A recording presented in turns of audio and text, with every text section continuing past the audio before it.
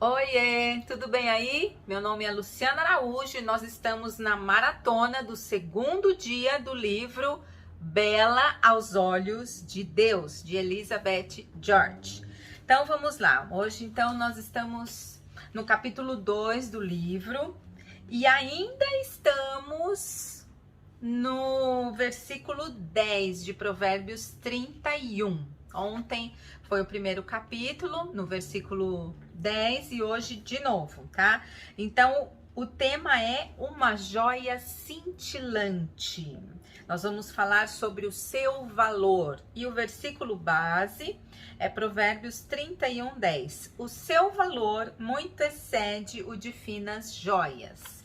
Aqui ela conta uma viagem que ela fez para Israel e nessa viagem ela elencou todos os elementos que ela queria ver dessa mulher virtuosa de Provérbios 31, inclusive as joias da época, né? Só que ela foi ao museu e ela começou a ficar um pouco preocupada, que ela buscava e não encontrava nada referente a joias. Ela via lá alguns utensílios de guerra, algumas panelas de barro, porque o povo de Israel era um povo muito sofrido, tinha passado por várias guerras e no fim ela concluiu que não tinha joia nenhuma. Aí ela coloca assim: de repente percebi que a bela mulher de Deus descrita em Provérbios 31 era a joia cintilante na vida de seu marido. Ela trouxe amor, cor, alegria, vida e energia ao lar. Sim, a vida era triste em Israel e o dia a dia daquele povo consistia apenas em sobreviver em uma terra árida e rústica. Alimento, roupas e abrigo eram grandes preocupações diárias. Mas por ter uma esposa que era uma joia cintilante, o homem podia levar uma vida mais agradável. Na verdade, por ter a bela mulher de Deus a seu lado, ele possuía um tesouro indescritível. Bonito isso, né? É comovente quando ela começa a contar que ela começou a ficar desesperada porque ela não encontrava nenhuma joia. Ela, como assim? Cadê os rubis, as pérolas? E aí, quando ela se depara com isso, ela diz que é como se fosse um estalo na mente dela, né? A verdade de Deus me atingiu em cheio. Emocionada, eu parei ao me dar conta da magnitude do plano de Deus para mim e para você também. Eu devo levar beleza à vida de meu marido e de meus filhos à medida que lutamos juntos para sobreviver.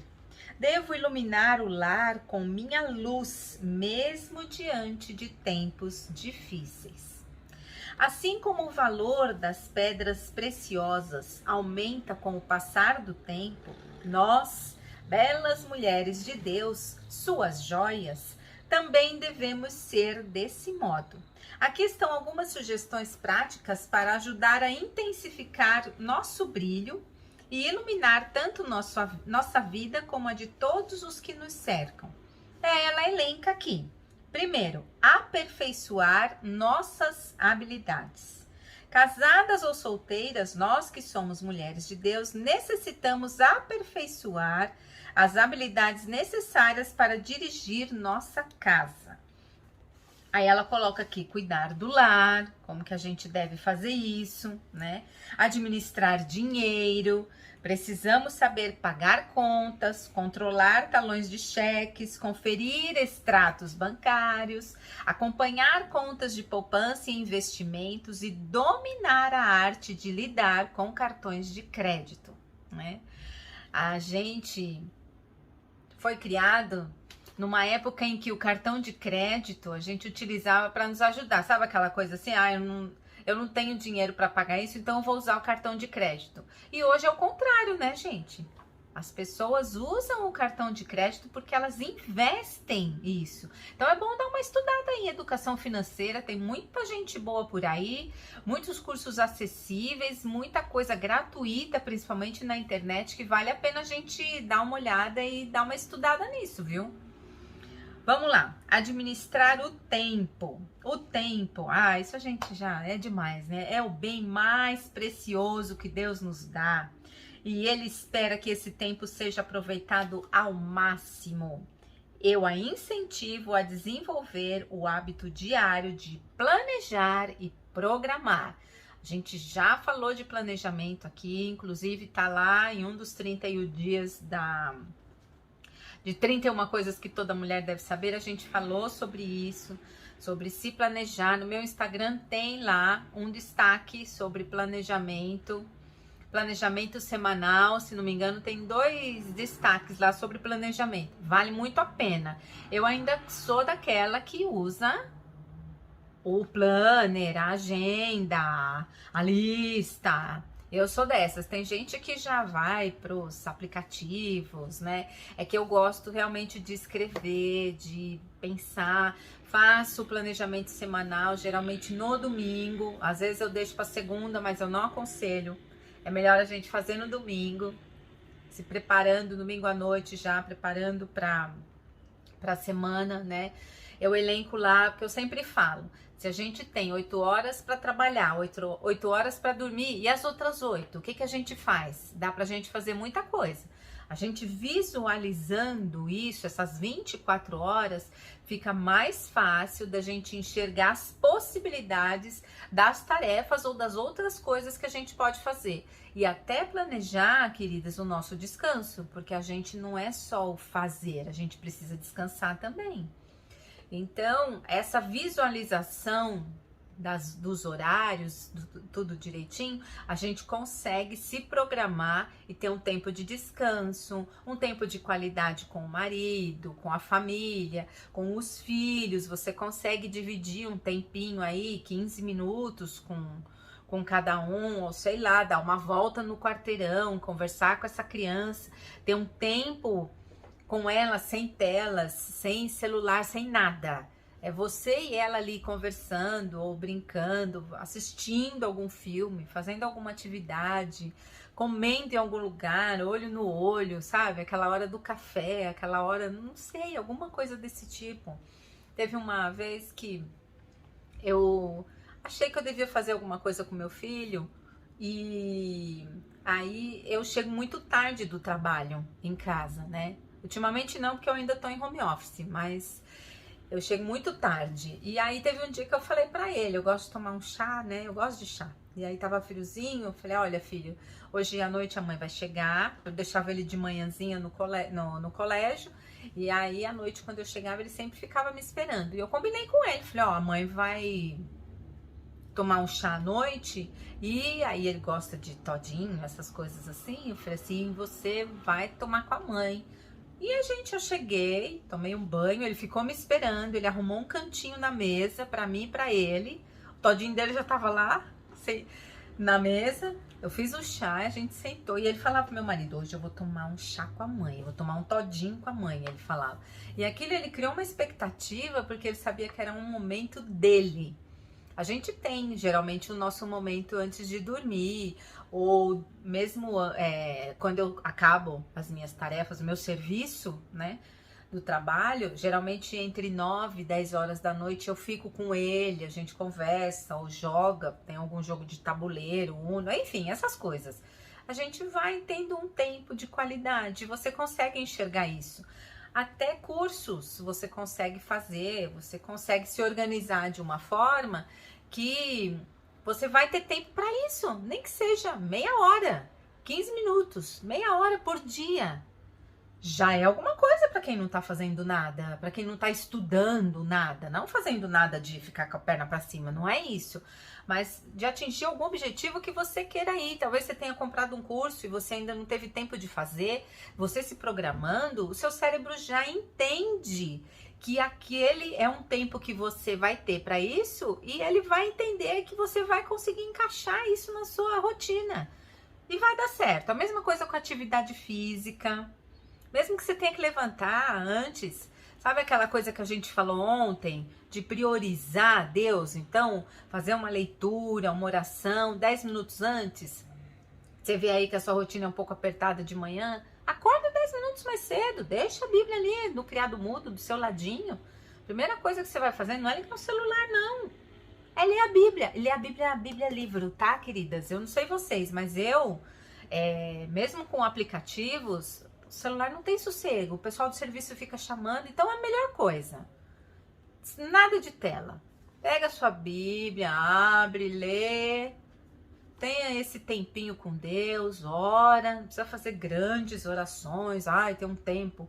Não, consagra o seu dia ao Senhor, a vida dos seus queridos e vai, já levanta, arruma a sua cama, não vai deixando as coisas por fazer, não.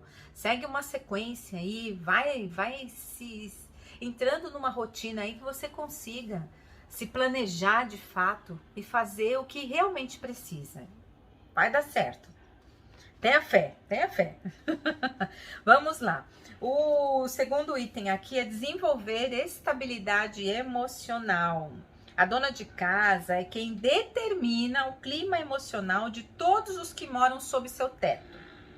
Seu estado emocional estabiliza ou não o ambiente. Tá vendo só? Tá vendo como nós somos o termômetro da nossa casa? Nós temos que tomar muito cuidado com as nossas emoções. O que nos dirige de fato? É aquilo que nós sentimos ou aquilo que nós pensamos? Quais são as atitudes corretas aí que a gente tem que tomar? Lembra do versículo? Sobre tudo o que se deve guardar, guarda o teu coração, porque dele procedem as fontes da vida. Guardar o coração, guardar as emoções, porque as emoções, elas são passageiras. Se você for uma mulher conduzida pelas emoções, sua vida é uma montanha-russa. Porque hoje você sente raiva, amanhã você já tá de bem com a pessoa. Mas e aí? E aquilo que você falou, que você feriu? Ficou lá, registrado. Não é muito pior você ir lá depois e pedir desculpa? Eu não queria dizer aquilo, é porque eu tava com raiva, é porque eu tava nervosa. Pensa antes, filtra. Lembra? Respira fundo. Conta até 10 e não fala nada. Não deixa a emoção te dominar, porque ela acaba com as relações. E olha aqui, se você quer ter uma casa estável, seja uma mulher que controle suas emoções.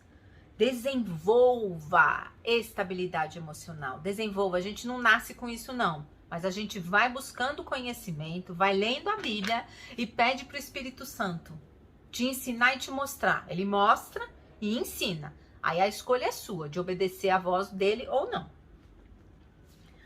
Vamos lá. Já que este livro aborda como ser uma mulher virtuosa, uma mulher forte na mente, nas emoções, no físico e no espírito, apresento 3 sugestões para adquirir um pouco de estabilidade emocional, a fim de que você também possa tornar o seu lar feliz. Então, olha aqui a dica que ela dá. Domine a arte de ser tolerante. Quando falo de tolerância, estou falando de resignação. A estabilidade emocional dá ao soldado de um exército a inestimável habilidade de continuar marchando, mesmo quando a jornada é difícil. E é isso que você deve fazer. Tá difícil? Continua caminhando. Não para, não. Não para reclamar, não para chorar. Continua que você vai vencer. Domine seu temperamento. Você conhece seu temperamento? Olha, lá no meu Instagram tem um linkzinho lá do YouTube e do Telegram. O Telegram, eu coloquei lá um link de um teste para você fazer esse teste e conhecer qual é o seu temperamento. Você descobrindo o seu temperamento, são 4 os dominantes, né? São 4 temperamentos, dominantes não, são 4 temperamentos. E ali você consegue enxergar quais são as suas qualidades e os seus defeitos. E nesse treino, você consegue enxergar dos outros também. Faz o teste e me conta, você vai se conhecer melhor. Você vai ver que muitas vezes você faz uma coisa e fala, nossa, eu fiz isso. Faz parte do seu temperamento, mas você pode aperfeiçoar, viu? Você pode aperfeiçoar. Então, domine seu temperamento. Quando o assunto é temperamento, a palavra de Deus diz algumas coisas sobre a mulher que é forte. Aí fala aqui, ó, ela tem ânimo sereno, Ela sabe como esperar, ela não discute, ela tem domínio próprio. Então, queridas, vamos lá, vamos dominar isso daí, vamos estudar, vamos nos aprofundar, porque nós vamos vencer. Ninguém é perfeito, não. Mas a gente sabendo quais são as nossas falhas, a gente consegue identificar aquilo que precisa ser mudado. Porque não é porque eu nasci assim, eu vou morrer assim, o outro que me aguente, de forma alguma. Você aguenta todo mundo? Você é assim? De falar, não, ele é assim, eu aguento? Não, não é. Então, por favor, né? Vamos ser leves para os outros também. Domine sua língua. A gente já falou muito isso lá, 31 coisas que toda mulher deve saber. É demais essa coisa da língua, né? A gente precisa filtrar. Eu já falei aqui, não é tudo que a sua emoção traz que você tem que soltar. Pensa, trava, boquinha fechada vale muito mais. Prefira a paz do que a razão. Não fique encrencando com ninguém, sabe? Escolha as suas batalhas. Não vai atrás de briga dos outros. Não vai atrás de provocação. Seja sábia, por favor. Nossas palavras podem ferir como espada ou trazer a cura. Vamos ser remédio. Vamos ser remédio, né, gente? Um bando de mulher aí, já pensou? Sendo remédio, uma na vida das outras? Que maravilha! Precisamos especificamente, olha só, ela dá uns itens aqui. Falar menos, falar só depois de meditarmos sobre o que vamos dizer, falar só o que é doce e agradável, falar só o que é bom e sábio. E aqui ela conta uma história muito interessante que eu vou dar uma lida aqui para vocês, que é sobre uma mulher que contraiu uma doença grave na garganta e ela não podia falar. Então o médico prescreveu um remédio e disse para ela que as cordas vocais precisavam de descanso total. Então nisso ela tinha que ficar calada durante 6 meses. Com um marido e 6 filhos para cuidar, a ordem parecia impossível de ser cumprida. Então, quando ela precisava chamar os filhos, ela usava um apito. As instruções eram dadas em forma de memorandos e as perguntas respondidas em blocos de papel que ela colocava por toda a casa. Passaram os 6 meses. Assim que ela sarou, seus primeiros comentários foram surpreendentes. Ela disse que as crianças se tornaram mais silenciosas e fez a seguinte observação: acho que nunca mais vou gritar como fazia antes. Quando lhe perguntaram sobre as instruções escritas, ela respondeu: vocês não fazem ideia de quantas folhas de papel escritas com pressa eu amassei e joguei no lixo antes que outra pessoa lesse. Ler minhas palavras primeiro, sem que alguém as ouvisse, teve um efeito que jamais vou esquecer. Eu entendi a mensagem. Falar menos e só falar depois de meditar sobre o que vou dizer. E falar só o que é doce e agradável, só o que é bom e sábio. Essa mulher aprendeu e nós também vamos ter que aprender, né, queridas? Porque senão, misericórdia, né? Uma língua afiada virar uma espada aí, a gente vai acabar ofendendo todo mundo que a gente ama. E não é isso que a gente quer viver em paz.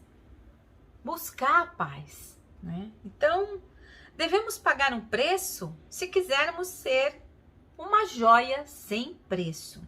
Se quisermos ser mulheres cujo valor muito excede o de finas joias.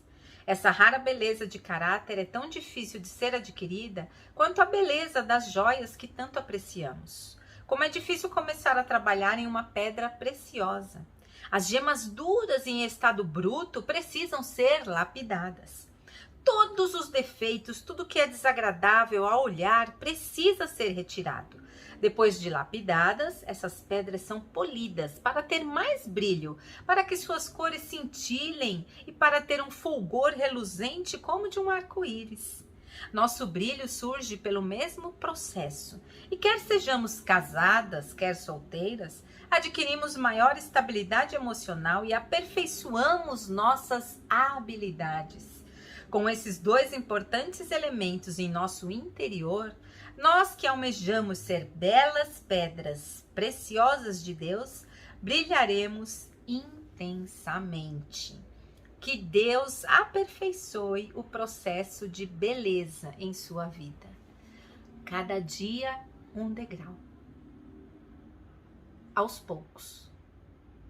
Não chega lá no fim, não deixa a ansiedade tomar conta de você. É aos poucos. É devagar. É o básico, lembra? É isso. É um passo por vez. Sendo grata sempre. Sempre sendo grata. Vendo sempre o lado bom das coisas. Porque Deus está no controle de tudo. Ele sabe de todas as coisas. As aflições, elas virão. Mas tem de bom ânimo. Não é assim que ele nos fala? Então é isso. Buscando a palavra de Deus, nos alimentando dessa palavra. Nós vamos nos conhecer melhor. Vamos conhecer aqueles que estão à nossa volta. Nós vamos criar um ambiente de paz na nossa casa. Um ambiente de segurança para os nossos filhos. Um ambiente de confiança para os nossos maridos. Sejamos gratas. Sejamos sábias. E amanhã, nosso terceiro dia, nosso terceiro capítulo.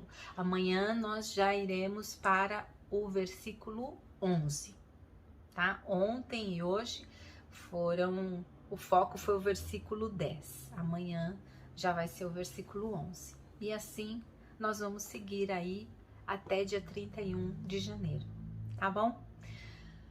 Curte, compartilha, ativa o bendito sininho aí, tá bom? E eu espero você amanhã.